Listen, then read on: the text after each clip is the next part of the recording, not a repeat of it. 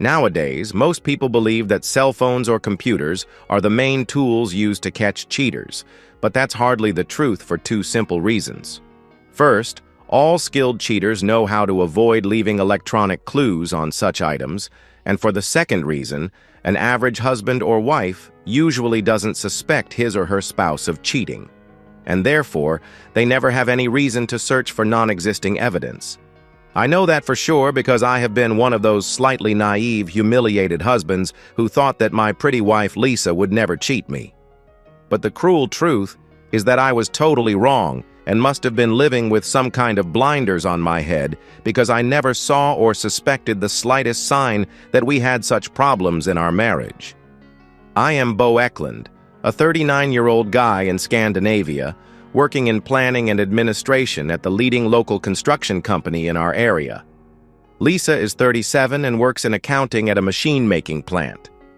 We married 13 years ago and have a 9-year-old son and a daughter of 7. Until that terrible Friday when a simple coincidence turned everything into a total mess, I, the silly jackass, had thought that Lisa and I had a good marriage. My problems began on the previous Saturday when I had to spend a few hours at my job fixing some urgent problems and took the whole next Friday off from the job as overtime compensation. Of course, Lisa had given me a long list of honey-do chores to keep me busy that day. But after the kids left for school, I skipped her list and decided it was a better idea to clean the house since we had invited 2 families over for dinner that evening. After vacuuming the living room, I decided to clean the mirrors in my cocktail cabinet so it would make a good impression on our friends that evening. It usually contained 8 bottles of malt whiskey from different distillers in Scotland and 6 crystal whiskey glasses. To my great surprise, I could see that one of the glasses was used, whereas it hadn't been the day before yesterday when I had replaced a burned-out light bulb in there. That was a mystery because I never left dirty glasses in that cabinet, so it was obvious that somebody must have been in my house and drinking my whiskey yesterday. Lisa and I left at the same time in the morning, and I was home before her, so somebody must have been drinking that whiskey during the daytime when both of us were at work. But nobody breaks into a house to drink a glass of whiskey, so there had to be some other explanation. First, I checked the doors, windows, and locks for break-in marks, then all our valuables, but nothing strange was visible and nothing was missing. The next thought was that Lisa had been at home for a short stop together with somebody, but it was strange that she hadn't mentioned that to me unless, of course, I wasn't supposed to know anything about it. Not supposed to know hit me like lightning, so I went into the bedroom checking for clues but couldn't find anything in there. The next step was searching the spare room, where I was surprised to find that the pillow and sheets on the bed were slightly used. That was really strange because it had been many months since Lisa's sister slept 2 nights there. A very close examination gave me a couple of dark brown long hairs on the pillow and a small dried spot of something in the middle of the sheet. I replaced the used sheet and pillowcase, cut out the spot from the used one, and threw the remainder of the sheet in a garbage bag. When I grabbed my magnifying glass to compare the hair from the spare room with a hair from Lisa's hairbrush, there was no doubt they were equal. Lisa's sister is blonde, so it couldn't have been her hair. It was clear that somebody had had intimacy in that bed yesterday, and with Lisa's hair on that pillow, it was obvious that she had been involved in it. Because of her gym time last evening, she hadn't had a chance to fix the bed without making me suspicious. But I don't think she was too worried about that because I never checked anything in the spare room. If it hadn't been for that dirty glass, I would still have been a happy husband. Lisa had never left a dirty glass in that place, so it was obvious that the lover boy had taken that whiskey without her knowledge while waiting for Lisa. Of course, there was no way for me to pretend that everything was as usual and have dinner with our friends. So I made 2 phone calls to some very surprised friends who were canceling the dinner. After that, I wrote a message to Lisa and left it on the kitchen table. Lisa, due to our very serious problem, I've canceled the dinner with our friends and will be away for some time. Bo. Not much information either about the problem or where I had gone or for how long. However, Lisa wasn't stupid and might have gotten some clues, at least when she found a clean sheet on the spare room bed. Then I booked a room at a popular hotel on the Baltic coast, packed a suitcase with some clothes and my laptop, laid it in my car, locked the house, switched off my cell phone, and drove away. At the hotel, I spent some time at the gym and the pool before having dinner and spent a few hours at the bar. I switched on my cell phone only long enough to download Lisa's voice and text messages. She had sent me 4 voice messages and 2 text messages asking me to contact her as soon as possible. Not a word about being sorry or pretending to understand why I had left, so there was no reason for me to call her back. Most of Saturday's daytime was spent in the hotel's gym and spa. After dinner, a few hours were lost at the bar, but I was not in any mood for intimacy with a rather handsome lady who was obviously working and made her offer for business reasons. On Sunday, it was about 6:00 p.m. before I was home again. As I was coming in, Lisa shouted, "Where in the hell have you been?" as soon as she saw me. "Who is he?" I replied without raising my voice. "Who what?" she shouted back. "The damn creep you brought to this house on Thursday for drinking my whiskey and having intimacy with you in the spare bedroom." Now she calmed down before asking, "How can you imagine any nonsense like that? He left a dirty glass in my whiskey cabinet and his marks on the sheet in our spare bedroom, and you left hair on the pillow. If you refuse to tell me, I'll get the main suspect's DNA tested by one way or another.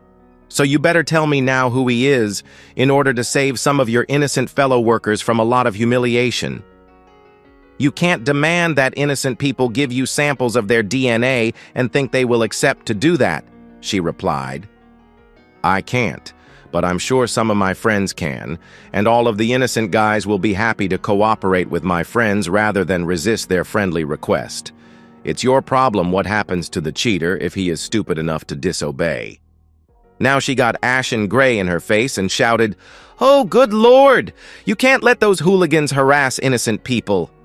"As I said, it is up to you," I answered. Some of my friends from childhood spent in one of the worst areas in our town, usually spending half of their time behind bars. And they didn't care much about that because it was far better for them than to be unemployed on the outside. Lisa knew that it would be a piece of cake for them to do that little favor for me. She said, "It was only an innocent one-time fling with Jerry Harrison that will never happen again. Please forgive me, let me explain, and you don't need to overreact." "No reason for any overreacting.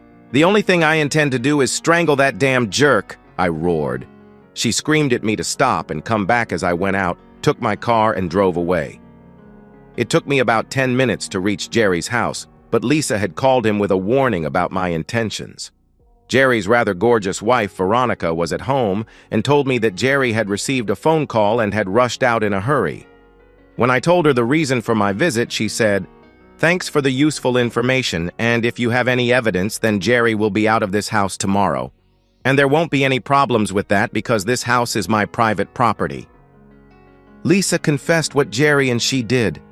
"I even have DNA from the spot on the sheet. Just give me something with Jerry's DNA and I'll send it for testing." "I'm sure that it was Lisa's call that got him running away to avoid my wrath," I replied. Veronica gave me a used hanky from the laundry basket and said it was Jerry's. She even promised to keep me updated about what happened between her and Jerry.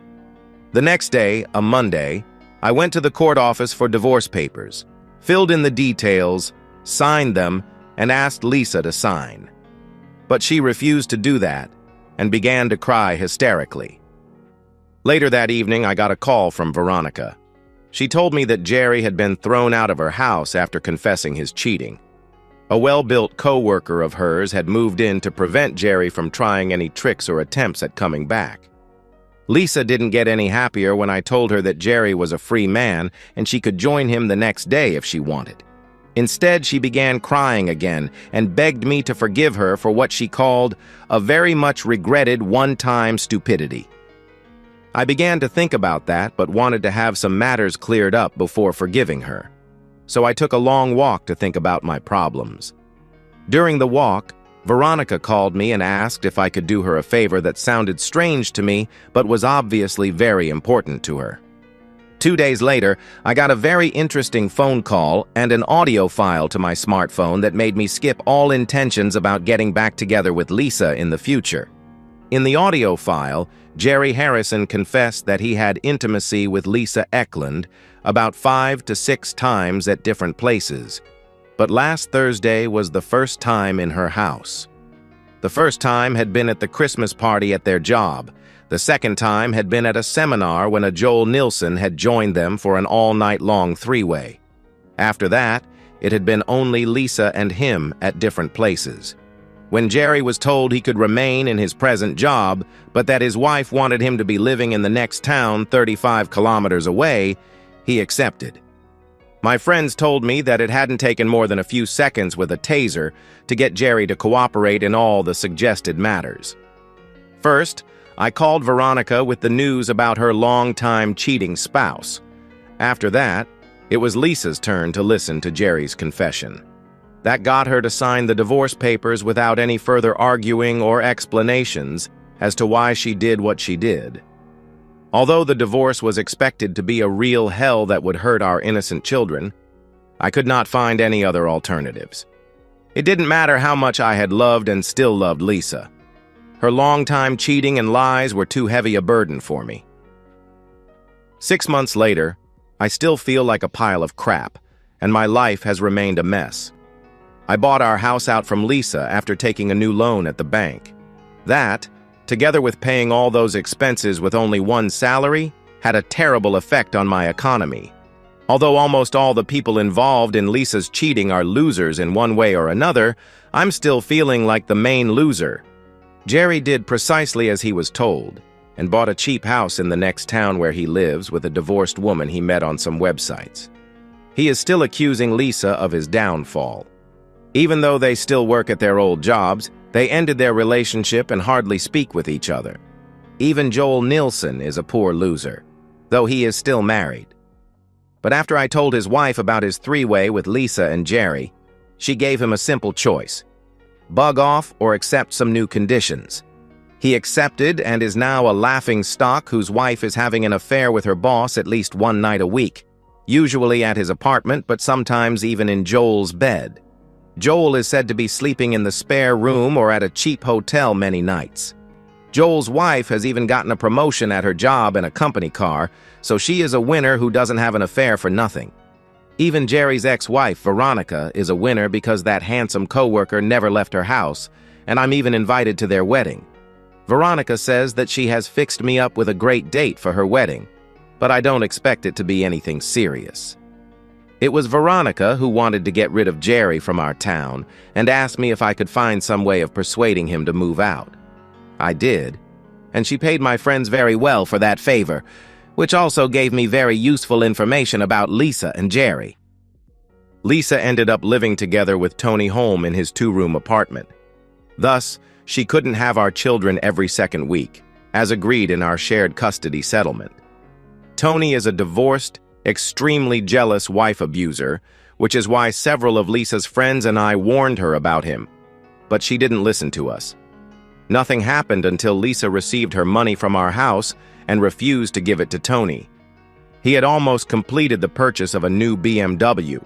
He got really mad and made the serious mistake of beating Lisa severely in front of our children. Although I dumped Lisa for her cheating, she is still my children's mother, so anybody who is stupid enough to hurt her will not remain unpunished. That's the reason why Tony was taken to the hospital with a broken collarbone and a broken leg, and also with an injured knee. And then he returned in the wheelchair that would be his for several weeks into the future. While her tormentor was in the hospital, Lisa moved out of his apartment and bought her own in a much better area. Though she and I are far from friends, we are now at least on speaking terms about our children, and I'm sure she's telling the truth when she says that she regrets her cheating like hell. What surprised me a lot was how quickly Veronica and Joel Nilsson's wife got new boyfriends. I do believe that Lisa wasn't the only cheating wife in this mess. One of my best friends is convinced that Jerry and Joel had an affair with Lisa as some kind of revenge because they suspected their own wives of cheating. Who knows? If he's right, I'm the only innocent victim among all the involved adults in this mess. How fair is that? And that's the end of today's story. If you enjoyed it, please give this video a thumbs up and drop a comment below. Your support helps the algorithm push my content further. If you're new to the channel, don't forget to hit that subscribe button. It really helps me keep creating more stories for you. Thanks for watching, and I'll see you in the next one. Hank woke up to find his phone indicating 10 missed calls and a similar number of voicemail messages. He did not recognize the area code. After several run-ins with Chinese robo-marketing spam calls, he had set his phone to kick unknown numbers to voicemail. Usually, Beijing Betty did not leave a message. His daughters were not yet up, so he began to listen to the messages. It was then that he learned that his wife, Randy, was not in Jacksonville, Florida, visiting her parents and sister for the weekend as she told him she would be. Instead, she was in the burn unit of a hospital in Boulder, Colorado.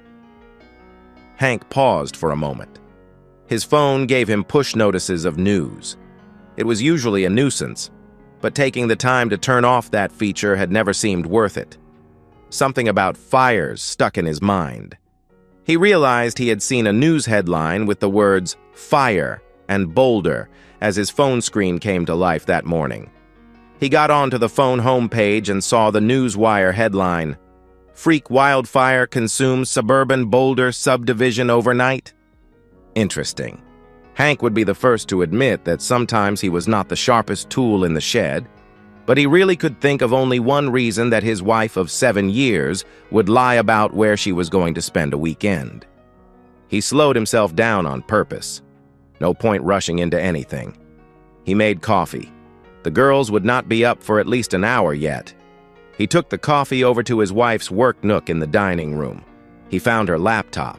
He opened it to find that it was now password protected with a password that he did not know. But Randy was absent-minded and lazy, so he searched for a password written on some scrap of paper and found it buried at the bottom of the drawer of the little desk. After getting access, he found that she had not even closed her email browsers. She had just snoozed her computer, relying on her new password and apparently on her confidence that Hank would not invade her privacy. All assumptions existing in this family before this morning are no longer operative, Hank thought. There it was, flipping obvious. She was hooking up with her old college boyfriend, Josh Turner, at his Boulder home on a weekend when Josh's wife would be away. This was the guy who broke Randy's heart by falling in love with the woman who became his wife. But it seems like he developed buyer's remorse over the years. There was not a lot of detail in the emails, mostly just confirmations of arrival times. Hank assumed that they poured their hearts out to each other over the phone. One interesting factoid popped out. Her parents and sister knew and had agreed to cover for her. That was not in the emails, but in the Facebook Messenger chats that were also still open. They all thought that she should have married Josh, whose family had money. Hank was just numb, like he was watching a slow-motion car wreck happen, and could not look away. He took the time to breathe deeply. If he didn't, his fricking Apple Watch told him that it was mindfulness time anyway. He really had to figure out how to turn that feature off. But Hank knew if he did not breathe deeply and calm down, he was liable to punch holes in the sheetrock walls of the house. He called the hospital in Boulder. When the switchboard answered on a hunch, he asked if Josh Turner was a patient. When they asked Hank to identify his relationship with Mr. Turner, he said he was a friend. The operator then said that she could not provide any information. That sort of answer sure made it sound like they had a patient named Josh Turner. Hank then called the number left on his voicemail. It was the direct line to the hospital admissions office. After he identified himself, a clerk there told him that Randy was brought in with third-degree burns over 80% of her body, including damage to her lungs from smoke inhalation. The fire, it seems, had flared up suddenly in the drought-stricken area, spread rapidly with high winds, and cut off the only line of escape from the development. Over 100 homes had been destroyed. "Sorry," Hank said. "It can't be my wife. She's in Jacksonville, Florida. You must have incorrect information." He hung up. He knew that it was her in Boulder now. He could feel it, but he was not going to make this easy on anyone. He looked at his wife's computer again and found Josh's Facebook page. Randy had actually made him one of her friends. It was then easy to see who Josh's friends and family were, and he discovered Josh's wife. She had made a public post from her own family's home in San Diego, asking for prayers because she had just learned that her husband was hospitalized with severe burns in Boulder. Time to get those prayers answered by a God of vengeance, Hank thought, as he contacted Josh's wife on Facebook Messenger to identify himself and share what he had figured out, leaving his phone number. A short while later, as he finished his coffee, he saw another notice light on the phone icon indicating a missed call. He did not recognize the number, but there was a voicemail. It was from Josh's wife, Tina. Hank called her back. "Miss Turner, your first name is really Tina?" he had to ask. "Yes," she said with a sigh. "I knew what would happen with the name going into the marriage. I did it for love. It's just an icebreaker now. You must be Randy's husband." "Yes," I answered. "I knew about her, of course, when Josh and I got together. He's been acting funny lately, but I never knew why. Now it is all making sense. Is that your story too?" she asked. "Kind of. I knew about Josh, but Randy was not acting funny that I noticed." "You're taking it calmly, Hank. How are you doing that?" she asked. "My damned phone keeps telling me it is mindfulness time and to take deep breaths. I don't even want to look at what it thinks about my heart rate," I replied. Tina chuckled. "You sound calm too," I asked. "I'm taking pills," Tina said. "I don't know what they are. My sister had some. Josh is badly burned. They've already got him in a medically induced coma. He is probably not going to make it.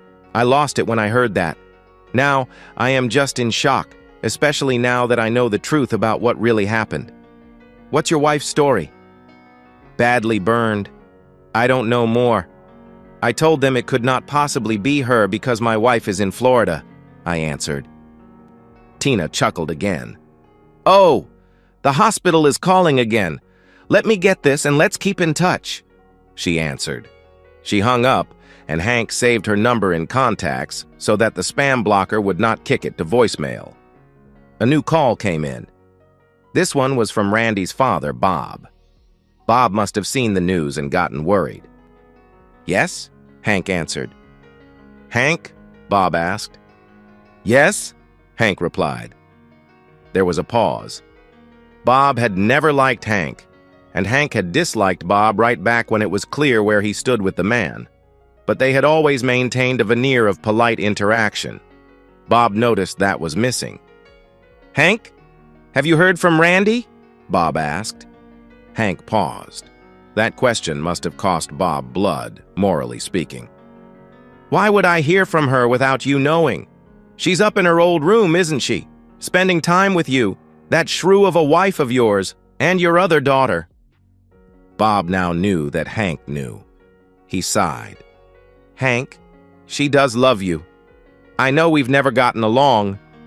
Bob started to defend her. "Bob," Hank cut in, his voice rising in volume, "that is a load of nonsense. And before you keep talking and annoy me more, the deal is that you always disliked me. I guess you never thought I was worthy of your daughter, but that Josh was. Your wife and other daughter have both been smarmy jerks around me, too. I've put up with it to keep the peace, but that's over now. And I want to be clear. If you were standing in front of me right now, I would punch you in the mouth over and over again until you spit out blood-soaked teeth. After that, I would beat both women with a tire iron, just for fun. So damn you to death, you and your lying family, you miserable jerks." Hank hung up. There really was no more to say. To save time, though, he blocked Bob's phone numbers and those of his mother-in-law and sister-in-law. "Daddy, why are you yelling?" his daughter Nicole asked him, walking into the kitchen. Her younger sister Rebecca followed her. "Daddy said a bad word," Rebecca announced. "He did?" Nicole asked. "Say it again, Daddy. I didn't hear it." Hank had to smile. "What was the bad word, Becky?" Hank asked. She frowned. "I can't remember." she answered quietly. "I think you must have heard wrong. Now let's get breakfast," Hank announced. Today would be a pancakes day. 3 pancakes each and some orange juice later, both girls were watching cartoons. It was Saturday morning, after all. They liked Bubble Guppies. Hank hoped those were gateway cartoons to something more substantive like Pinky and the Brain or Phineas and Ferb. The phone rang again. It was Tina Turner. "The pills aren't working," Tina announced. "What?" Hank asked, surprised. "The pills that I told you that I was taking to calm me down? The ones that my sister gave me? Well, they aren't working," she answered. "Why do you say that, Miss Tina Turner?" Hank asked. "The hospital put me through to where they have Josh in intensive care. The nurse put me on speaker. She thought that it might help for Josh to hear my voice, even though they have him in a coma." "What happened?" Hank asked. "I lost my temper. I yelled that his girlfriend is also badly burned and is probably going to die, and that it's his fault, and that after you and I both get our life insurance payments, we're going on a round-the-world cruise and spend the whole time with each other into a stupor for payback. He almost went into cardiac arrest after he heard me." "Even though he's in a coma?" Hank asked, surprised. "Yeah. Hard to say if my yelling caused it or if that was just a coincidence. He pulled through, though." "Sorry," Hank replied. She paused. "Sorry for what? Are you sorry that he nearly went into cardiac arrest, or sorry that he's still alive?" she asked. All of Hank's instincts were leaning toward cruelty, but he controlled himself. "Just sorry for all of this," Hank replied. "Me too," she answered. After a moment, he asked her, "Tell me about this cruise we're taking." "Sorry, I don't know where that came from," she replied. "I'm interested, though," Hank answered. "I bet you are." She paused. "Are you really interested, Hank?" she asked. He answered, "I saw on Facebook that you have a pretty face, but I didn't take the time to cyberstalk you properly. If I had to spend time revenge-loving with anyone, you'd be a pretty good choice. Why do you ask? Do I have a shot?" "I don't know," she replied slowly. "It's just that I have spent the time since I realized he was cheating wondering what was wrong with me. Knowing that you're interested makes me feel a bit better. You're not so bad-looking yourself for what it's worth." Hank snorted. "Thanks. It's nice to hear that, even if my wife obviously preferred your husband." "Maybe the problem is not us," she answered. "Sounds like that could be right," Hank replied. Tina Turner paused again. "Have you wondered at all why they did it?" Tina asked. "I suppose it's because they thought that they could have intimacy with people they weren't married to and get away with it." "That makes it sound so simple," Tina questioned. "What more is there?" Hank asked. With an air of finality, Tina said, "Look, we've both got a lot to digest, but let's keep in touch. We're the only 2 people who understand what the other one feels like right now." "Okay, fine. I've got to go buy some Bermuda shorts on Amazon for the cruise, and a Speedo bathing suit because, if you've got it, flaunt it," Hank answered. She giggled. "At least you're making me feel better. Maybe the pills are working." "Get a cabin with a balcony." She giggled again. "Bye." They hung up. Hank saw he had another voicemail. It was the hospital again. He called back and got connected to a nurse in Randy's room. This one also put the call on speaker. This must be a different nurse than the one taking care of Josh, but they all seemed to be working from the same set of instructions. He wondered if that was normal in the industry.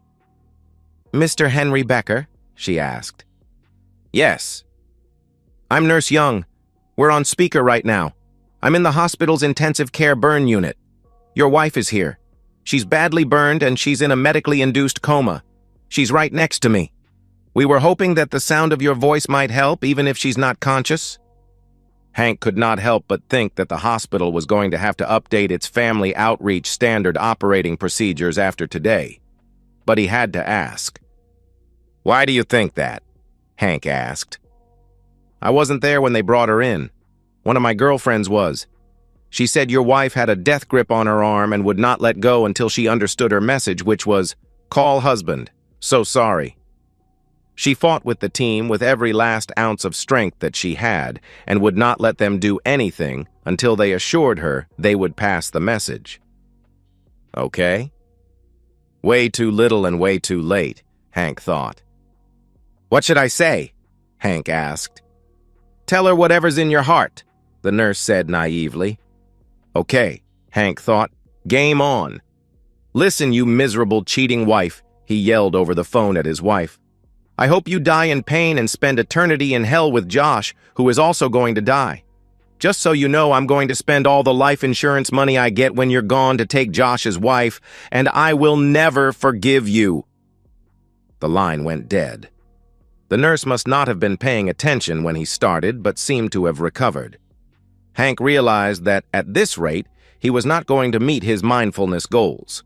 One day he would probably feel some guilt about saying all that, but today was not that day. Daddy, what does seduce mean? Becky asked as she held her teddy bear. Little pictures. Oh, it means to lead someone astray, Hank answered. She considered that with a serious face. When's Mommy coming home? Becky questioned. This was what made him really angry. Having to tell his daughters what was happening. He'd have to think about that carefully, but he was not in the mood. As soon as she can, Bex, he told her. Becky went back to the living room. Hank watched her plunk down in front of the television. There was no way in hell that he was taking the girls to Colorado to go to a hospital to see their mother wrapped up in bandages like a mummy. He would rather deal with their difficulty in understanding than a memory like that. That decided him. 30 minutes later, he had tickets for 1 week at Disney World, a reservation for one of Mickey's on-site hotels, and plane tickets. They were leaving the next morning. Nicole would have to miss a bit of kindergarten, but that was just going to be the way it went. As soon as he got the tickets, the hospital called back. Turned out that Randy had a heart attack and died. All efforts to save her were futile.